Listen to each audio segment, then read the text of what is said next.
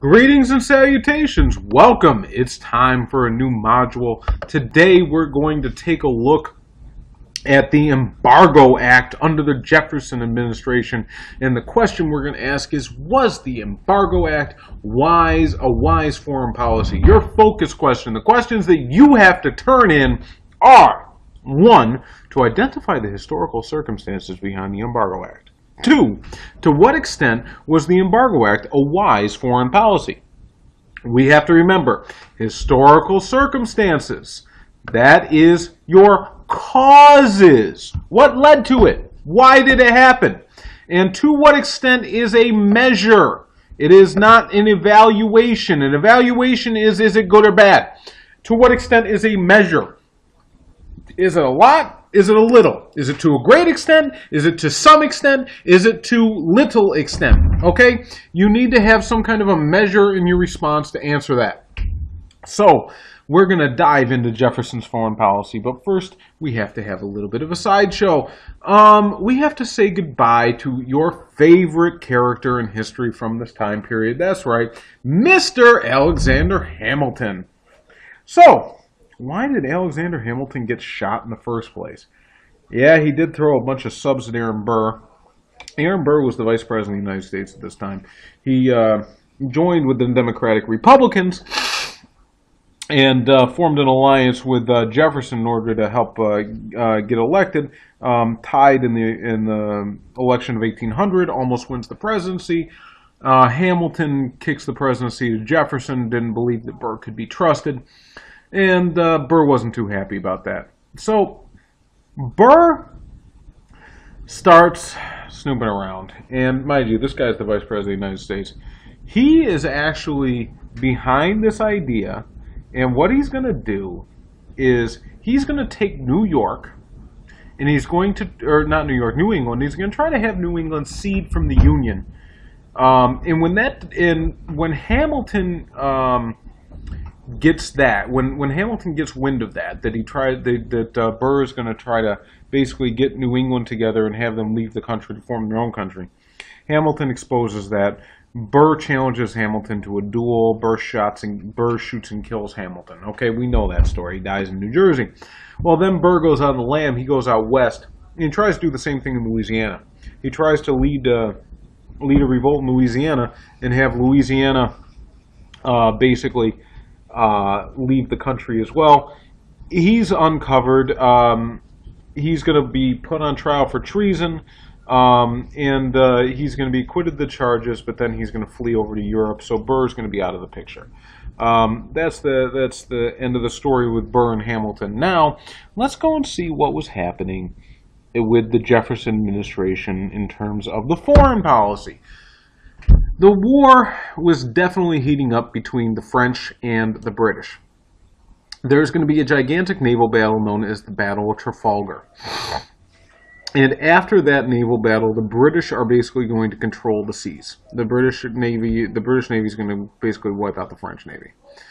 And in 1806, they're really going to start angering the United States when they pass a law that forbids any country from trading with a French-controlled port. So basically, we're an independent country. Britain is at war with France, and Britain is going to use its navy after 1806 to keep any country from trading with France. That's going to anger us because we like to trade with France. We make a lot of money trading with France. Napoleon is also going to try to make it hard for other countries to trade with Britain. And then Britain is going, so this is going to basically be messing up our trade both ways. Britain is going to be messing up our trade, France is going to be messing up our trade. And that's going to affect us from making money all around. And then Britain, in order to help man its navy, which is huge, and they need to keep growing in order to do all this stuff, is going to start stealing American sailors. Basically, they're going to pull up to American ships, and they're going to go on board that ship, and they're going to say, you, and you are now sailors in the British Navy. You're going to serve in the British Navy. We're like, huh, what? Oh, you don't like that? Well, here, we're going to put a gun to your head. Now get on our ship. So basically, they were kidnapping our people and making them serve in the British Navy. That is an act of war. Period. Point blank. Impressment of sailors is an act of war. So, Jefferson, being, a good disciple of George Washington, does not want to get involved with foreign affairs. Jefferson is also a pacifist. He doesn't believe in fighting. So Jefferson is going to rack his brain, and he's going to try to figure out some way to keep us out of the war. And what he's able to do is he's able to get Congress to pass the Embargo Act. Now, an embargo is when you refuse to trade with somebody. Here's what Jefferson's rationale was. We are going to pass a law, and that law basically made it illegal for America to trade with anybody who was fighting. So we're basically cutting ourselves off from trade, and basically we're saying we're not going to trade with Britain or France. Jefferson's rationale was that the British and the French would need our trade, and because they need our trade and they need our money, they would come back begging for more trade. Well, guess what? It didn't work because, you got to remember, in 2017, if the United States says, we are not going to trade with you unless you do this, that works. We're huge. Our economy is gigantic. If we don't trade with somebody, they lose a lot of money. And they lose so much money that they will do what we tell them to do because they don't want to lose that money.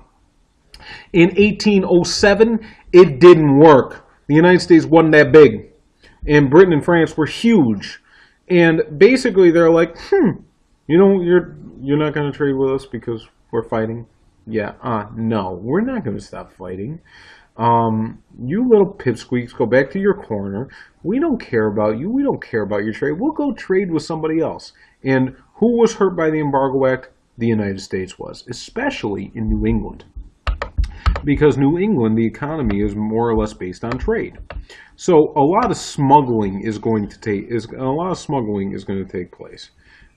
This is a very famous political cartoon that deals with the Embargo Act, and you see kind of like, see, that's how Nixon, basically the Embargo Act is biting the behind of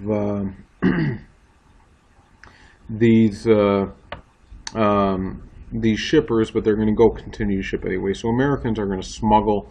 They're going to do everything they can to try to get around this Embargo Act. Extremely unpopular. It's going to cripple the economy, especially in the North, to the point where the North is talking about seceding from the Union. The North is talking about leaving the country. They are just flat out angry.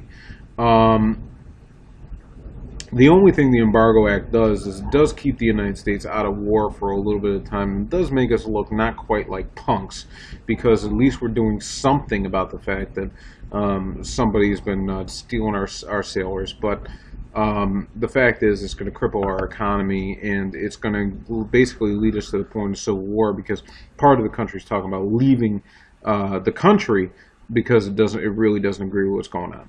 So that's the Embargo Act.